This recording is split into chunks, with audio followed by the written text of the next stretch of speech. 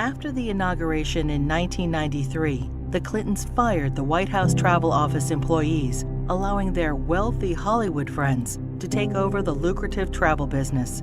This led to investigations by the FBI, DOJ, GAO, Oversight Committee, and the Whitewater Independent Counsel. The Clintons claimed the firings were due to financial misdeeds, but the employees were cleared on all counts. Hillary Clinton allegedly played a central role in the firings, yet in her sworn testimony, she claimed she was not involved. The independent counsel found this to be factually inaccurate and that she made factually false statements. The Clintons were forced to remove their friends and reinstate the previous employees. Vince Foster, the longtime friend and companion of Hillary Clinton, was significantly involved in several Clinton scandals. Due to the strange circumstances surrounding his death in 1993, an investigation ensued. Before the police arrived, Clinton staffers illegally removed boxes of documents on Whitewater and presumably Travelgate and other sensitive issues. President Clinton put his wife in charge of the most expensive program in the country.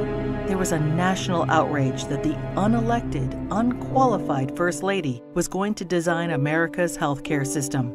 In a 1993 interview, Hillary Clinton admitted, "I am not an expert on healthcare. I'm not somebody who has studied it." Hillary Clinton kept the Presidential Task Force on National Healthcare Reform shrouded in such secrecy that a federal judge threatened to hold the administration in contempt. 2 years later, the healthcare plan was a 1,342-page nightmare, including gatekeepers, health alliances, purchasing cooperatives, new and higher taxes, and restrictions on choosing doctors.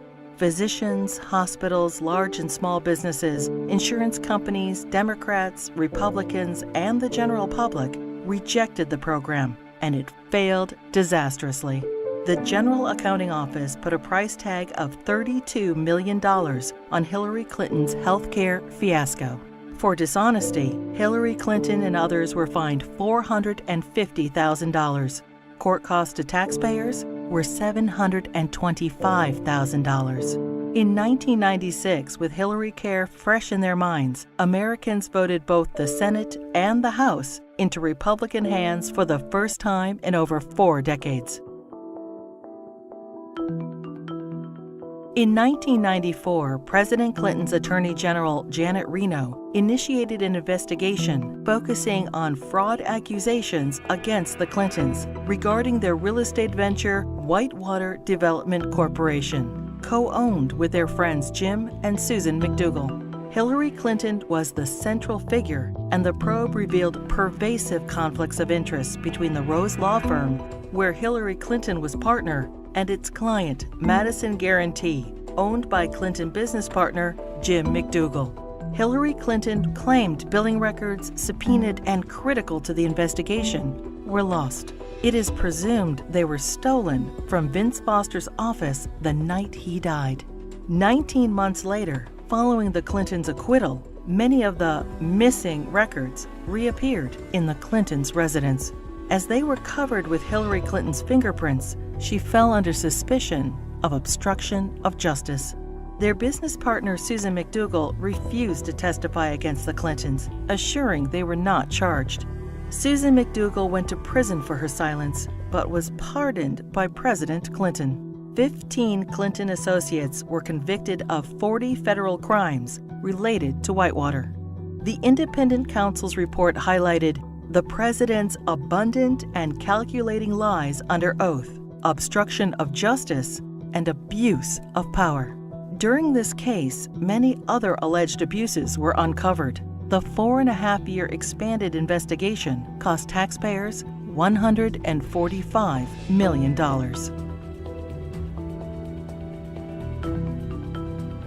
Hillary Clinton's trades in cattle futures raised suspicions of improprieties as her very first trade of $5,000 quickly turned into over $490,000. She refused to release her tax returns for the years in question.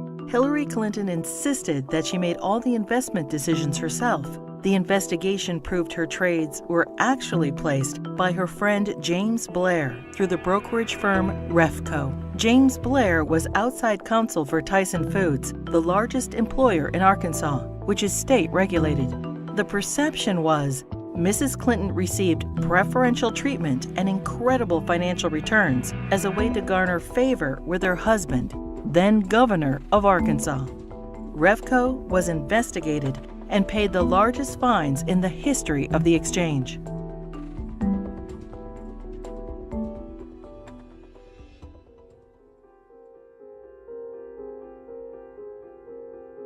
The Clinton administration improperly requested and received FBI background reports on 900 Republican officials. Hillary Clinton allegedly initiated the request to add data to her enemies list, leading to 3 separate investigations in 1996. In testimony, the White House Personnel Security Director refused to name Hillary Clinton as the source of the request, and he was forced to resign. Hillary Clinton claimed she was guiltless and was called a congenital liar in the New York Times. The fund was established so individuals or companies hoping to garner favor with the president could help pay the Clintons' endless legal bills. In 1996, the Justice Department investigated campaign fundraising abuses and cover-ups by the Clintons in connection with an effort by China to influence administration policies. In violation of U.S. law, agents for the Chinese government and military funneled millions into President Clinton's re-election campaign, the Clinton Legal Defense Fund, and the DNC. The DOJ's report stated, "A pattern of events suggests a level of knowledge within the White House, including the President's and First Lady's offices, concerning the injection of foreign funds into the re-election effort." The Clintons were accused of using the IRS to harass their enemies, including Republican politicians, the White House Travel Office, the NRA, Judicial Watch, the Heritage Foundation, and other conservative organizations. A senior IRS official admitted that Clinton opponents were singled out for tax audits. Also audited were Bill Clinton's female accusers, including Jennifer Flowers, Paula Jones, Juanita Broaddrick, and Elizabeth Ward Grayson.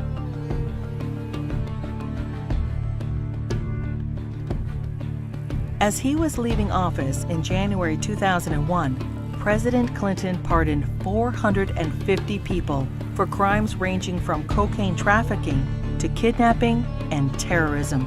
Several pardons personally benefited Hillary Clinton and were investigated for direct ties to her New York Senate bid. Mark Rich, a billionaire fugitive, owed the government over $160 million and was charged with tax evasion, wire fraud, racketeering, and trading with Iran. Rich's ex-wife, Denise Rich, a close friend of the Clintons, donated over $600,000 to the Clinton Presidential Library just prior to the pardon. Mrs. Rich also gave $14,000 to the Clinton Legal Defense Fund and $135,000 to Hillary Clinton's Senate campaign. The New Square Four were elders of a Republican voting Hasidic community convicted of defrauding the government of millions of dollars. Candidate Clinton met with their Grand Rabbi. Hillary Clinton received their votes, and the New Square Four received their pardons. Hillary Clinton claimed, "I did not play any role whatsoever in the pardons." Hillary Clinton's brother, lawyer Hugh Rodham, charged high fees to use his family influence to obtain presidential pardons. Carlos Vignali, a Los Angeles drug lord, paid Rodham over $500,000, and his sentence for cocaine trafficking was commuted. Almond Braswell, a scam artist, paid Rodham over $250,000 and was pardoned for defrauding senior citizens of millions of dollars. Fighting for Puerto Rican independence, the FALN exploded 138 bombs in New York City, Chicago, and Puerto Rico. During a 10-year reign of terror, 13 innocent people were killed and over 80 were maimed. New York City Councilman Jose Rivera met with Hillary Clinton proposing pardons for FALN members in return for Puerto Rican support in her Senate race. 2 days later, President Clinton pardoned 16 FALN terrorists. These pardons were condemned by Democrats and Republicans, the House and Senate, the FBI, the U.S. Attorney, the Federal Bureau of Prisons, and the Fraternal Order of Police. Another probe into Clinton wrongdoing ensued. When Congress requested additional information, President Clinton claimed executive privilege, preventing anyone involved with the pardons from testifying.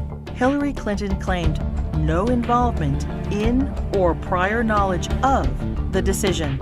Former Democratic President Jimmy Carter called these shameless pardons disgraceful.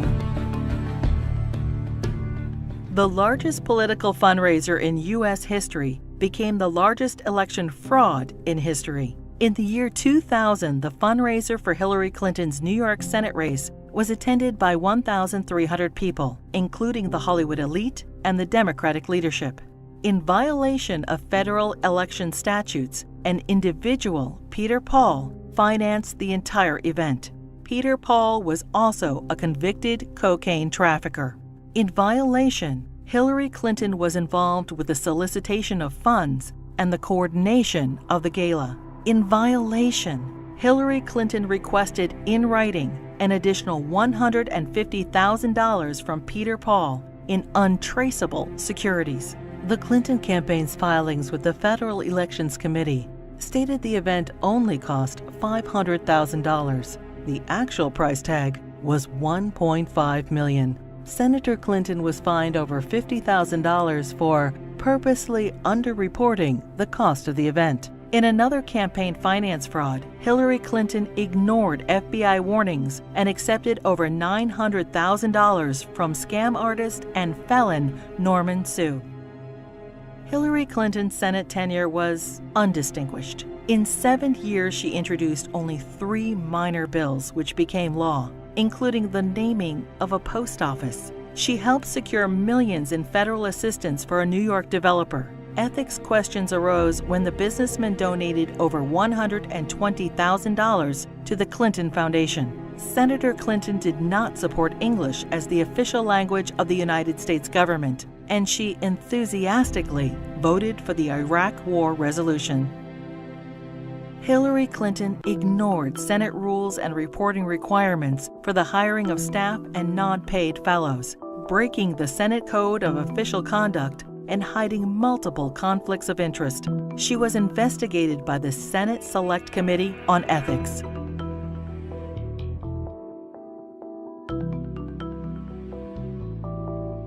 Hillary Clinton's long history of campaign finance abuses continued. Jeffrey Thompson and other fundraising bundlers for her failed 2008 presidential campaign pled guilty to conspiracy and campaign finance law violations.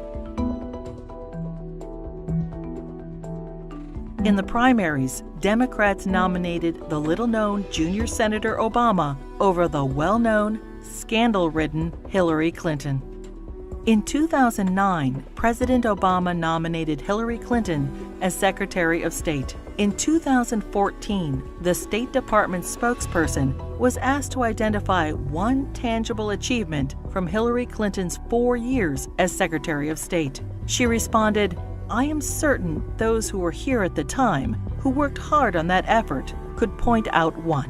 Secretary Clinton's tenure had no signature doctrine or diplomatic breakthrough. It was, however, 4 more years of scandals. The Clinton State Department wasted $80 million on a U.S. consulate in northern Afghanistan, which will never be completed. Under Clinton's name, the Foreign Service gathered details on foreign diplomats, our allies and officials of the UN, including internet usernames, email addresses, credit card numbers, fingerprints, frequent flyer account numbers, and work schedules. The Clinton State Department lost approximately $6 billion due to improper filing of contracts.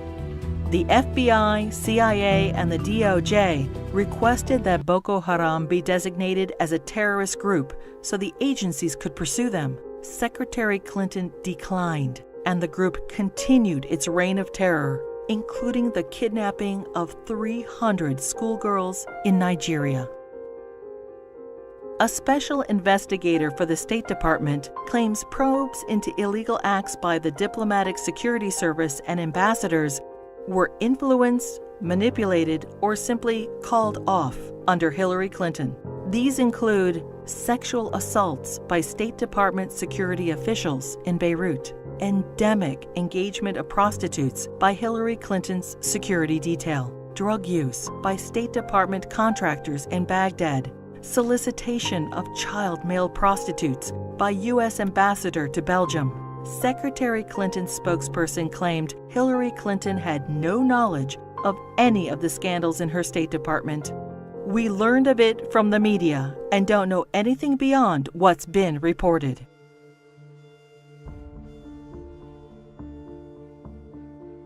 The United States mission in Benghazi, Libya, was attacked on September 11, 2012. As Hillary Clinton was Secretary of State at the time, she is at the heart of the cover-up investigation.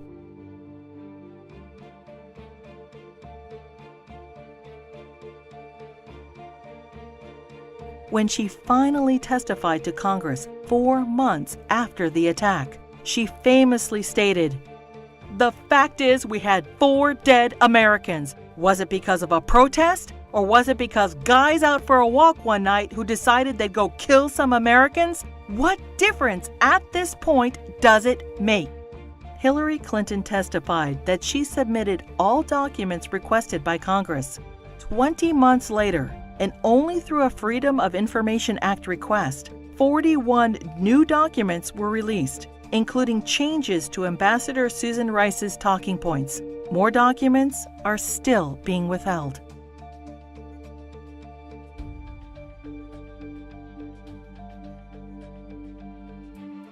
The Presidential Records Act allows restricted access to documents for 12 years after leaving office. Now, 14 years later, the Clintons are still withholding thousands of records from the public. Over 300 Freedom of Information Act requests have been ignored, suggesting more damaging revelations about the Clintons. It is difficult to separate the Clintons' personal and political financial ventures from those of the Clinton Foundation. The New York Times expose on the Clinton Foundation details moral and fiscal chaos, shameless fundraising, and calls it mired in conflicts of interest. Run by old Clinton friends, it has been grossly mismanaged and, despite enormous donations, ran multi-million-dollar deficits. Already rife with conflicts of interest, the foundation's offices are now shared by the Hillary Clinton presidential campaign. Americans can give $2,300 to presidential candidates, but there are no limits on donations to foundations. Hillary Clinton cannot legally accept campaign donations from foreigners, but no restrictions apply to foundations. Secretary of State Clinton traveled to Moscow and pressed the Russian government to purchase planes from Boeing. 2 months later, contract in hand, Boeing donated $900,000 to the Clinton Foundation. The foundation's support from foreign interests hoping to influence U.S. policy is of grave concern. Foreign donations to the foundation increased by 70% when Hillary Clinton ran for president in 2008.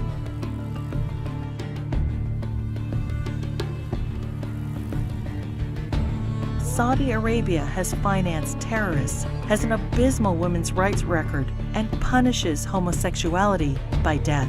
And yet, the Kingdom of Saudi Arabia is one of the largest supporters of the Clinton Foundation. In a Clinton co-presidency, every large donation could raise suspicions of improprieties or influence peddling and lead to non-stop investigations. Great story here for anybody willing to find it and write about it and explain it is this vast right-wing conspiracy. It's no secret that we're going up against some pretty powerful forces that will do and spend whatever it takes to advance a very different vision for America.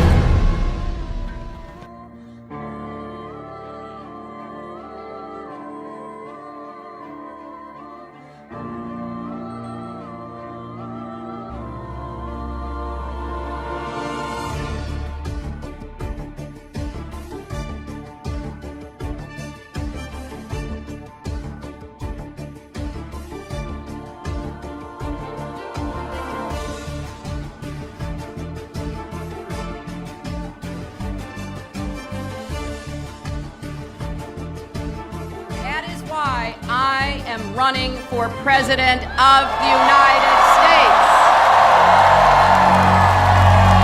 The people want to know Hillary. The Hillary that I knew back here in Arkansas.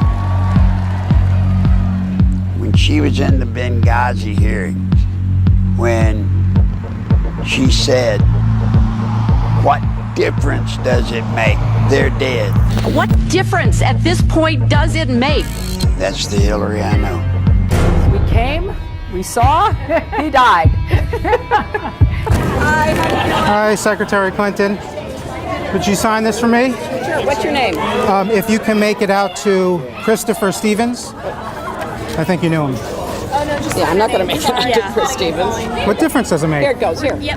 Senator Clinton has extraordinary ability to obfuscate, refuse to answer questions, avoid confrontations, and up until now has been given a pass on it. A story in the New York Times talking about why Senator Clinton voted this way, because I think some people were surprised by it. And her advisor said that she voted yes because she was moving from primary mode to general election mode. Primary mode versus general election mode? How about tell the truth mode? How about we say the same thing in the primary that we say in the general election? We know that Hillary's an insecure person. Secure people don't lie. They don't lie inveterately the way she does. Hillary Clinton points to her time in the White House as a large part of her qualification for the job as president. But most of the news media has conveniently forgotten that her time as First Lady was mired in controversy. The core of the controversy is how truthful Mrs. Clinton has been in answering questions, sometimes under oath, about Whitewater and other matters. She was the First Lady to come under criminal investigation. In both Little Rock and Washington, D.C., she was plagued by numerous scandals. I finally parted company with Hillary Clinton when I saw how she was using private detectives to investigate the women who were linked to her husband. Not to change him, not to reform him, not to make him a better person, but to cow the women into silence so that he could get elected president. I do not want that woman controlling the IRS or the DEA or the NSA or the FBI or the CIA. Not in a democracy, I don't. One thing about Hillary, Bill was just a good timing guy. But Hillary, she's an animal. Hillary is the one that I promise you, she pulls the strings. She pulled them in Arkansas. She pulled them in the White House when she was there as the First Lady. And my God, if she gets to be president. Take a deep breath and relax and just, sit back, because here they come again. We're going to have to just ride through this as we have so many of these other false accusations.